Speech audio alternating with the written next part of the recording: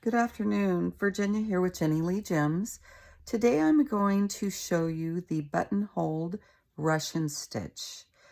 It's very similar to the faggoting stitch, or the foundation is. They call it the Russian foundation, and then you put buttonholes on top of it. So if you've seen any of my other videos, you know how I start off when I'm working on filling these cavities. This one, I've created videos on the high bar, and this is just a netting stitch that I can't possibly recreate. So at any rate, here's the side. This is the cavity that I'm going to show you how to do the buttonholed Russian stitch in. And if you've seen the previous videos, you know how I start. I tie a knot at the end of my thread, and I work it through the handle here best way I can. I'll leave the little knot on it because I don't want the thread coming all the way through, but at some point I'll tuck it in and then cut it off. So get your thread in there any way you like to hook it up, if you want to tie it off or leave it loose, whatever you like to do. This is just the way that I do it. So see, I'll have this little tail here. And I'll just leave it there for now. And then later, after I get the stitching done, I'll just tuck that knot in there and hide it away. So I'm using this light pink still, and I'm hoping you can see it because I was thinking of using this bright pink, but it doesn't really, it's too bright, I think, for the basket. So I'll stick with this, and hopefully you can see what I'm doing. If not, I'll just try to get it up close. So you want to start first by making your basic Russian foundation. And to do that, it's just very similar to the faggoting stitch. So I'll try to get up as close as I can here. So I'm going to start pretty close in here, and I'm just picking up this first thread. So I've completed this basket primarily using the Indian stitch, I believe it's called. So it's a series of short stitches and then one long stitch. So pick up your first stitch and then come from the back, just like you do for a faggoting stitch, and twist it up. You get like a little twist there. And then I usually go about 1/4 of an inch across. You go from top to bottom. So now we're going to pick up a stitch on the top. You can see my hand there, but not the... So see where I'm picking up that stitch? Pull it out through the back. Leave your stitch a little loose so you can get your needle through there at least. And then come to the front. So this is basically the same as the faggoting. Then go down about 1/4 of an inch diagonal. Now, if you have a larger opening, it looks quite a bit different, I've noticed. I was practicing on this bigger piece, and the stitch does look a little bit different, but for this purposes, I need to do it on this basket. So then I need to, twist through here, come from back to front, twist around. You have to get that little twist in there. And then I will pick up a stitch right here, attach it at the top.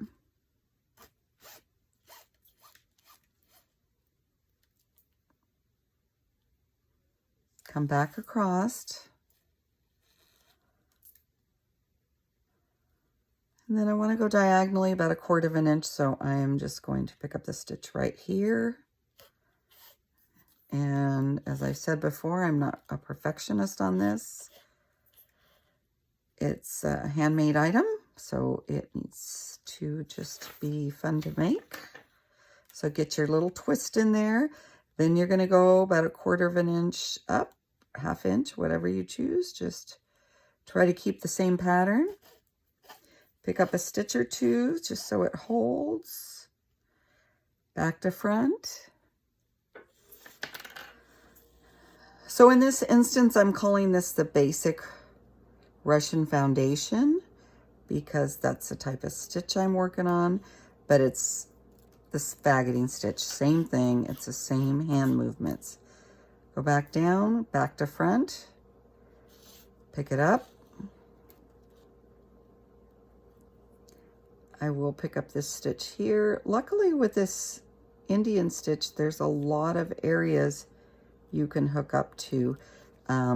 I like, if I'm going to be creating cavities, I like to have a lot of stitches so I have areas to hook up to, or I will try to wrap above and below so that I can make sure to have enough stitches to hook up to.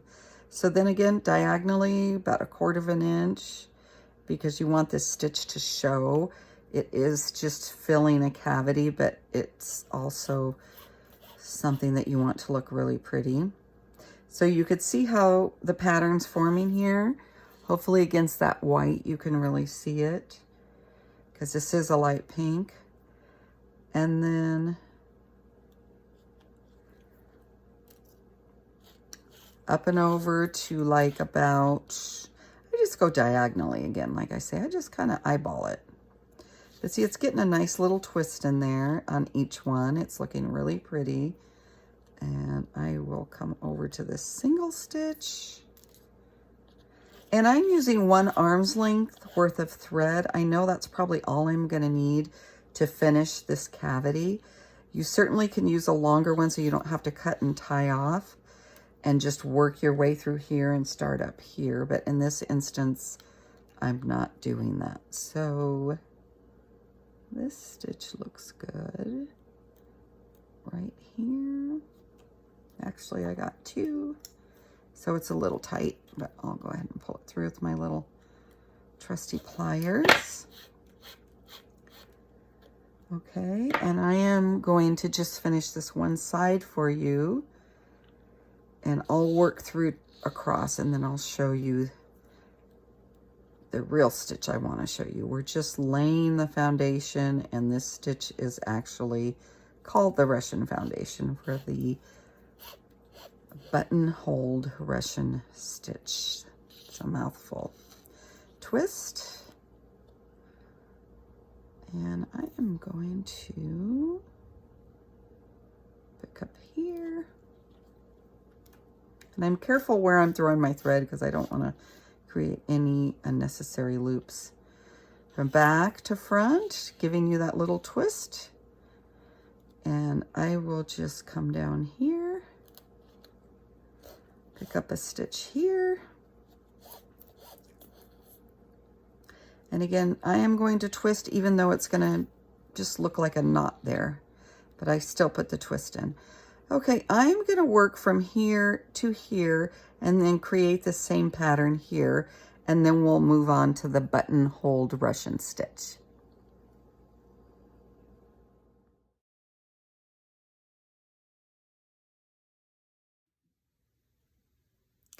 Okay, so on this buttonholed Russian stitch, I went ahead and tried it in here. I didn't like it in this small cavity because it's just too tight and the knot in there did not look good. So I just did a little chain stitch so it looks similar to this, you know, double strings that you have here. And then when I got over to the larger part of the cavity, I did the buttonholed Russian stitch. Now, the way they teach you is to do 2 here, move up to 3, and it really fill in the cavity. But I just like this single buttonhole with the 2 threads going across.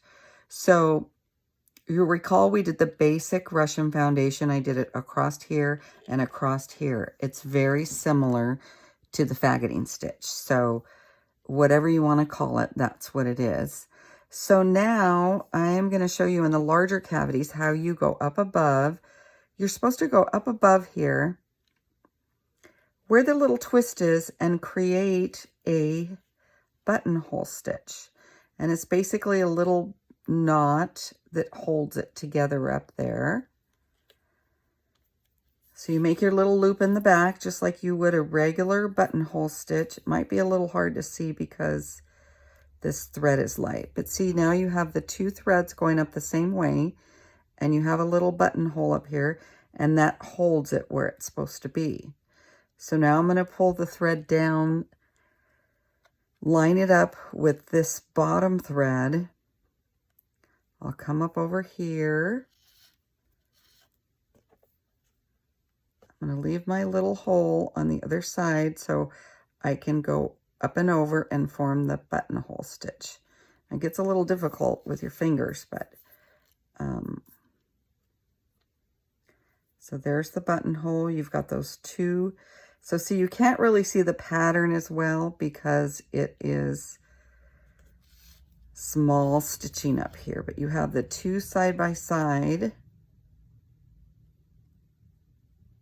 I'm going to pull that down a little bit. Okay, now we're going to go up above here. It's supposed to go up where the twist is, up at the top, and it really looks better when you have larger stitching. So make sure to hold your thread because you have to have your little hole there. Come back over. Hopefully I'm getting this on camera, and do your little buttonhole stitch. Go back down through.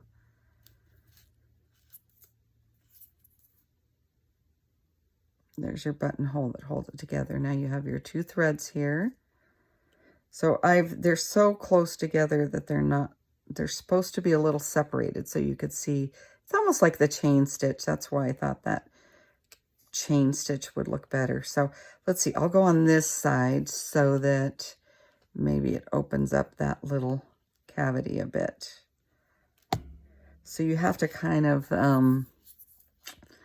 gauge it a little bit. Well, see, I like it better when you could see the two side-by-side stitches. So I'm going to go right down here, and I will hold this little loop here for a buttonhole. I'll come back up and over and go down in and create that little knot right there.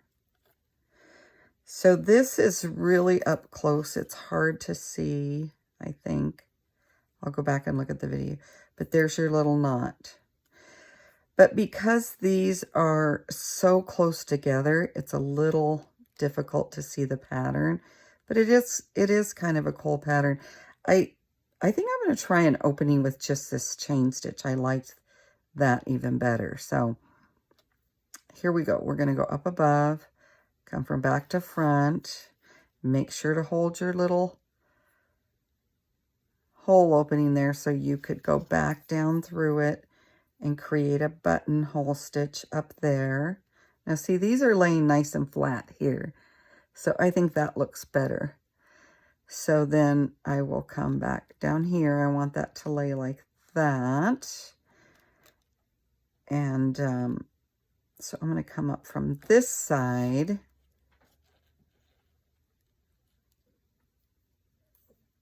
Gosh, it sounds like someone's on my roof.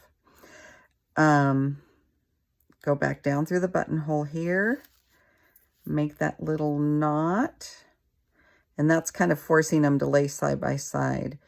So let's see. So here, then I was just creating that chain stitch now. So the chain stitch, I was just going up and over.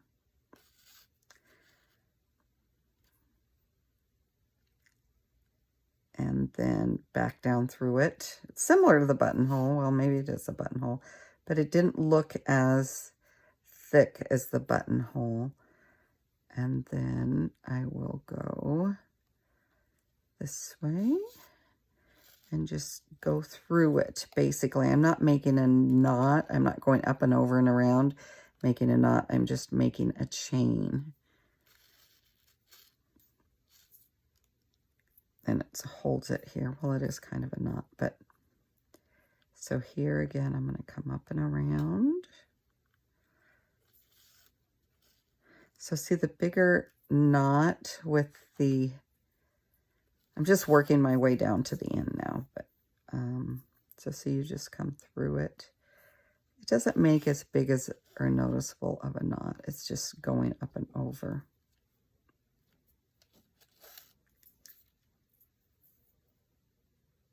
Okay, and then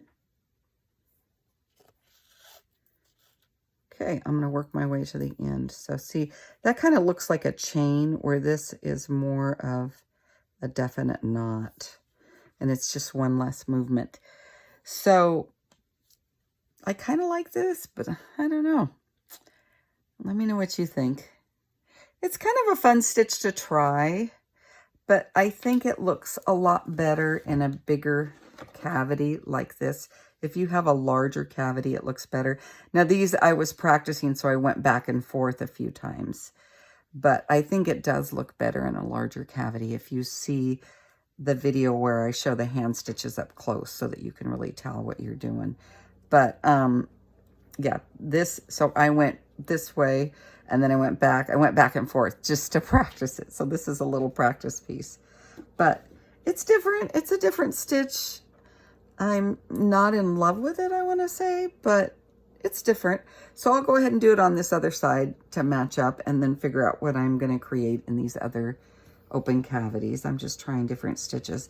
I really love this high bar stitch. I like the way it looks, the knots. This is different. I don't know. At least we'll have a sample of what they all look like and work with them and see. Might be kind of cool to add a bead here instead of a knot and do the double. I do like the double threads, but the rest of it I'm not positive about. So at any rate, that's how you do it. I hope it helps. I'll try to come up with another new stitch and show you a video on that for this side. Got 3 more open cavities to play with. Thanks for watching. I hope you enjoyed it. Bye-bye.